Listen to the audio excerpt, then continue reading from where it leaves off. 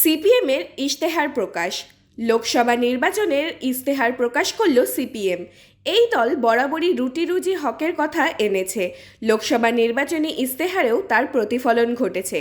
আর এই বিষয়টি মাথায় রেখে নির্বাচনী ইশতেহারে প্ল্যানিং কমিশনের পুনঃপ্রতিষ্ঠা, ধনী কর্পোরেটদের কর বৃদ্ধি, লাগাম ছাড়া দ্রব্যমূল্য বৃদ্ধি রোধ, পাবলিক সেক্টরে বরাদ্দ বৃদ্ধি প্রভৃতি বিষয় উঠে এসেছে। সম্প্রতি কেন্দ্রে ক্ষমতায় থাকা বিজেপি সরকার সমগ্র দেশ জুড়ে লাগু করেছে সিএএ। সিপিএম তাদের নির্বাচনী ইশতেহারে সিএএ এর পাশাপাশি এনআরসি, এনপিআর এর বাতিল করার প্রতিশ্রুতি দিয়েছে। ইশতেহারে এটাও বলা আছে, ধর্মের ভিত্তিতে দেশ ভাগ করা চলবে না, এক দেশ এক ভোটও চলবে না। গোটা দেশের রাজনীতিকে কার্যত নাড়িয়ে দিয়েছে ইলেকটোরাল বা নির্বাচনী বন্ড।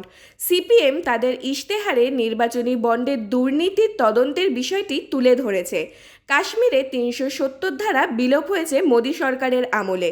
এই বিষয়ে নির্বাচনী ইশতেহারে সিপিএম কাশ্মীরে ৩৫A এবং ৩৭০ অনুচ্ছেদ পুনরুদ্ধারের পাশাপাশি অবিলম্বে কাশ্মীরে বিধানসভায় নির্বাচনের কথা উল্লেখ করেছে।